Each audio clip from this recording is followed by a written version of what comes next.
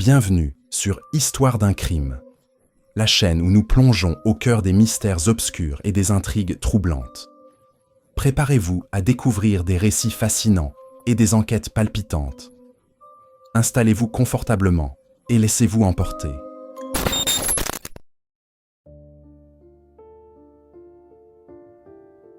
Notre histoire se déroule dans l'État de l'Ohio aux États-Unis, où nous rencontrons Summer Cook, le personnage central de ce récit, né le 31 décembre 1985 dans la petite ville de Logan.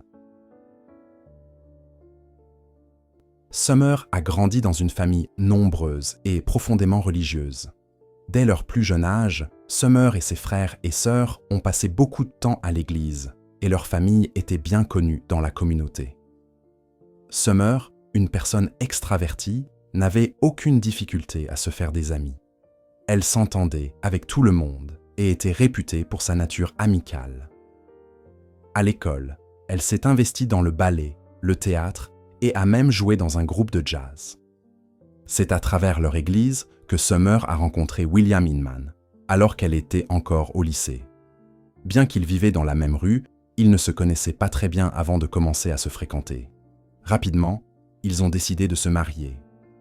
Au fil des années, Summer et William ont eu 3 enfants.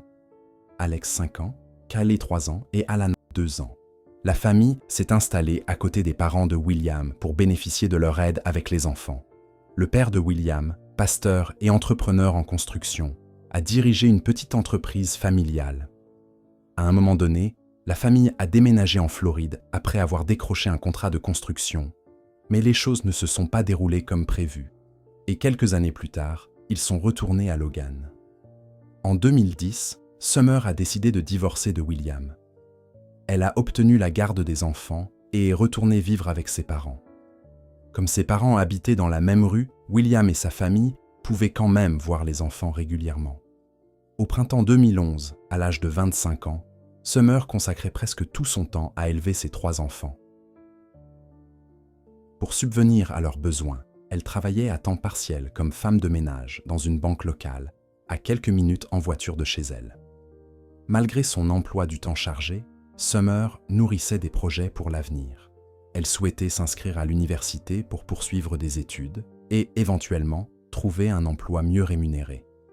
À cette époque, Summer avait commencé à sortir avec Adam.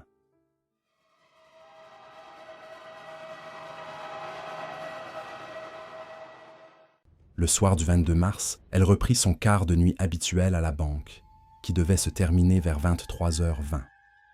Avant de rentrer chez elle, elle envoya quelques messages à Adam, mais soudainement, elle cessa de répondre. Au début, Adam pensa qu'elle était peut-être simplement occupée ou en retard. Un peu plus tard, il essaya de l'appeler, mais Summer ne répondit pas.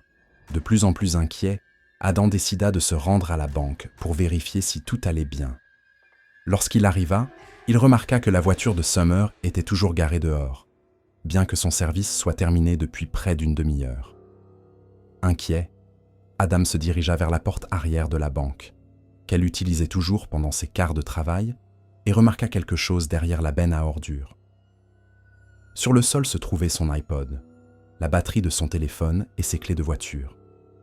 Cela semblait suspect, alors Adam appela immédiatement ses parents. Ils confirmèrent que Summer n'était toujours pas rentrée chez elle et se précipitèrent à la banque.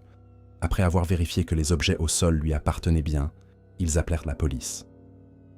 À leur grande surprise, ils apprirent qu'ils n'étaient pas les premiers à contacter les autorités. Une demi-heure plus tôt, 2 femmes faisant leur jogging avaient été témoins d'un enlèvement devant la banque. Elles avaient vu 2 personnes, portant des masques de ski noirs, attraper une femme et la forcer à monter dans une voiture. La femme s'était débattue, mais ne pouvait pas s'échapper. Un autre témoin tenta de la sauver, mais une femme sortit de la voiture et l'aspergea de poivre avant de s'enfuir avec la victime.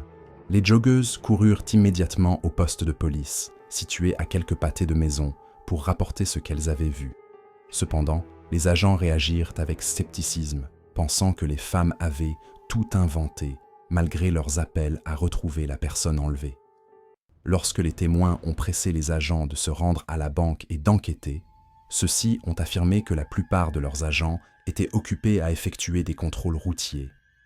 Finalement, les femmes sont retournées à la banque environ 20 minutes plus tard.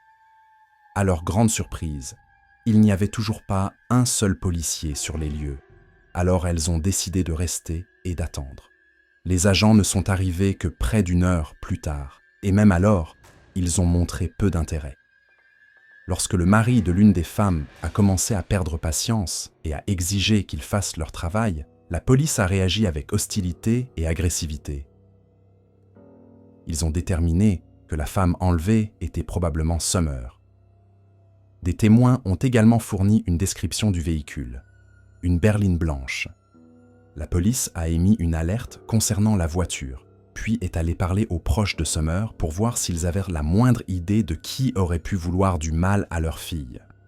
Les parents de Summer ont déclaré aux enquêteurs que sa relation avec son ex-mari William avait été difficile pendant des années, même après le divorce. Summer leur avait dit que le comportement de William avait pris un tournant radical juste après leur mariage. Profondément religieux, il exigeait d'elle une obéissance totale, contrôlant à qui elle pouvait parler et passer du temps. Il exigeait que la maison soit impeccable, que le dîner soit servi à son retour à la maison et qu'elle demande la permission pour se coucher. En plus de cela, William voulait prendre une seconde épouse. Bien que la polygamie soit illégale, il la croyait acceptable d'un point de vue religieux et partageait ouvertement ses projets. Il parcourait des sites web destinés aux femmes intéressées par de telles relations et recherchait activement quelqu'un. Dans le même temps, il a dit à Summer qu'elle devait lui donner 9 enfants supplémentaires en plus des 3 qu'ils avaient déjà. William est devenu de plus en plus agressif envers Summer. Il ne la laissait pas quitter la maison, lui confisquait ses clés et son téléphone. Finalement, elle a décidé de demander le divorce. Mais William, ainsi que ses parents Bill et Sandra, était mécontent et furieux de sa décision. Il a tenté d'obtenir la garde complète de leurs enfants et a menacé Summer de lui faire du mal. Les choses ont empiré lorsque William a découvert que Summer voyait quelqu'un. Il connaissait déjà Adam et un jour, il est tombé sur une photo de lui avec Summer et les enfants sur les réseaux sociaux d'Adam. Cela l'a mis en colère. William a recommencé à la menacer et a continué à se battre pour obtenir la garde au tribunal. Mais ces menaces se sont retournées contre lui. Suite à ces menaces, le juge a donné la garde complète à Summer. Lorsque les enquêteurs ont interrogé les parents de William, ils ont tenté de discréditer Adam en inondant la police de fausses allégations selon lesquelles il maltraitait les enfants. Cependant, les enquêteurs n'ont trouvé aucune preuve pour étayer ces accusations. En creusant plus profondément, la police a découvert autre chose. Environ 1 an plus tôt, le père de William avait fondé sa propre église et lancé une organisation à but non lucratif visant à aider les sans-abri et ceux qui avaient perdu leur maison. Son plan semblait noble. Il voulait construire des logements abordables pour ces personnes. Pour financer la construction, il a commencé à vendre des billets de loterie et a réussi à récolter plusieurs centaines de milliers de dollars. Mais aucune maison n'a été construite. Le père de William n'a jamais donné d'explication sur ce qui était arrivé à tout l'argent qu'il avait récolté. À peu près au même moment, il a perdu son autorisation pour pouvoir être prêtre. Quelques mois seulement avant la disparition de Summer, la famille a dû faire face à un nouveau coup dur. Ils ont perdu leur maison et ont été expulsés. Avant d'être expulsés, Summer s'y rendit pour récupérer le reste de ses affaires. Elle a amené Adam avec elle pour l'aider à tout charger dans sa voiture et a également demandé à la police d'envoyer un agent. Elle s'inquiétait de la réaction possible de la famille de Inman et ses inquiétudes se sont révélées justifiées. Le père de William est devenu agressif, exigeant qu'Adam reste en dehors de sa propriété. Même en présence d'un policier, il a menacé Adam. Lorsque l'officier est intervenu pour calmer les choses, le père de William l'a attaqué. Cela ne s'est pas bien terminé. Il a été arrêté puis condamné à une peine avec sursis. Les enquêteurs ont également découvert des détails troublants sur les parents de William. Après la naissance de William, sa mère, Sandra Inman, ne pouvait plus avoir d'enfants, ce qui fut un coup dévastateur pour elle. Elle s'est tellement attachée à ses petits-enfants qu'elle les a traités comme ses propres enfants. les parents de Summer ont donné aux enquêteurs son journal intime. Son contenu était déchirant. Elle a écrit sur la façon dont William contrôlait chaque aspect de sa vie et comment son comportement était devenu de plus en plus agressif. Après avoir rassemblé toutes ces informations, les enquêteurs ont décidé de rendre visite à William et à ses parents, qui vivaient tous dans la même maison. Ils ont découvert que la famille possédait une voiture correspondant au modèle et à la couleur décrits par les témoins de l'enlèvement. William a affirmé qu'il n'avait pas vu son ex-femme depuis des jours, pas depuis qu'il avait déposé les enfants. Il a affirmé que lui et ses parents étaient en ville cette nuit-là.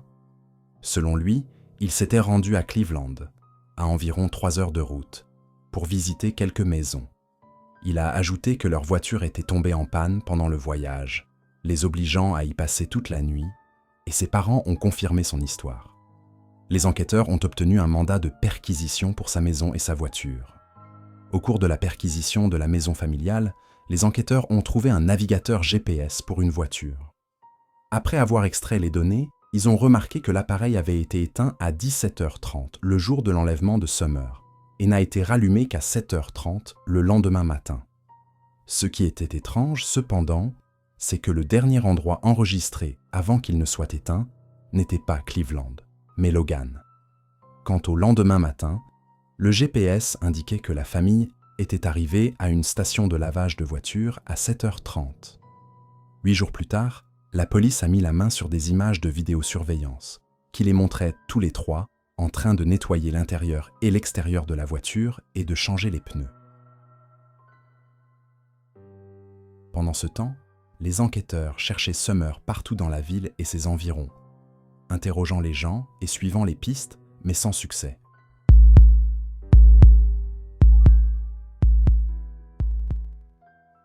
Une fois qu'ils ont confirmé que William et ses parents avaient menti sur leur alibi, ils les ont tous trois interrogés. William et son père Bill ont nié toute implication dans la disparition de Summer. Les enquêteurs se sont donc concentrés sur Sandra Inman, la belle-mère de Summer. À leur grande surprise, elle a avoué presque immédiatement, affirmant que Summer était déjà morte, et a commencé à fournir des détails sur ce qui s'était passé. Elle a déclaré que c'était son idée d'enlever Summer. « C'était mon idée. Je pensais que je pouvais lui parler », a déclaré Sandra.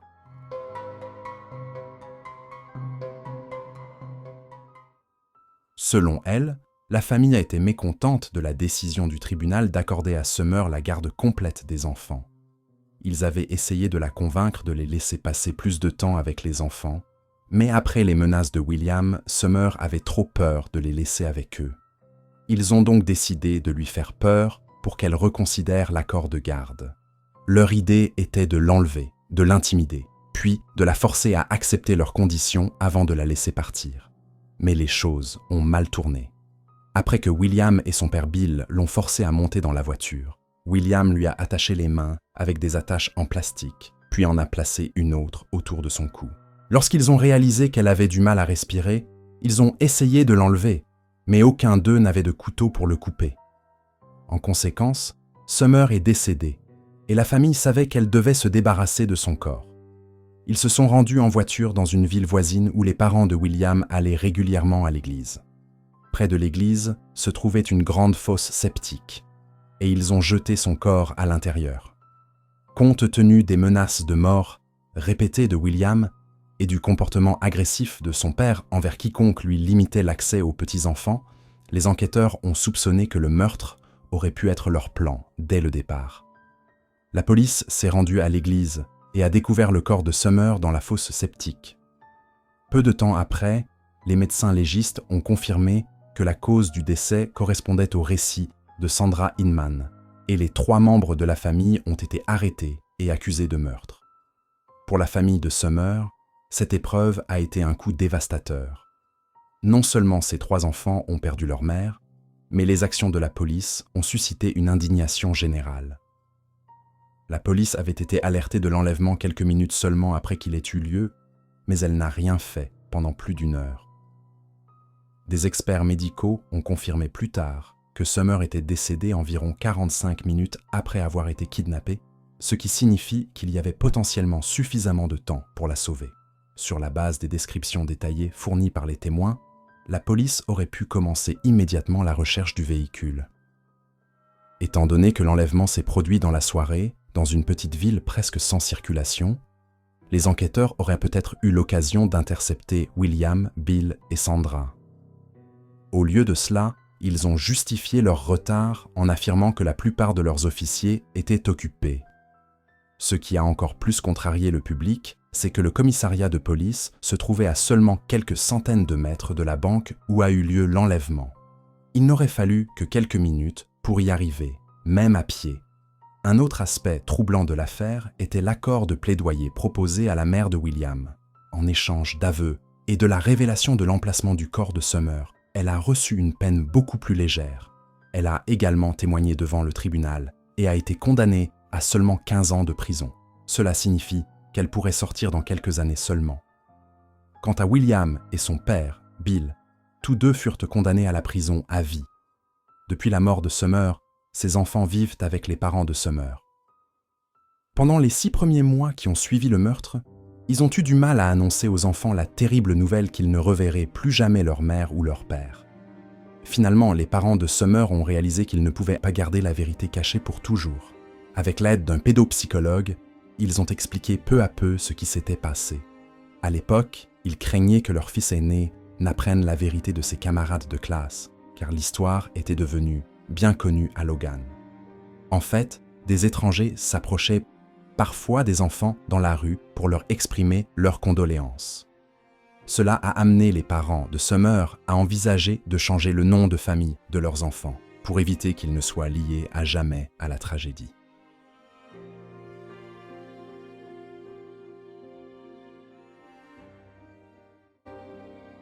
Merci d'avoir regardé la vidéo.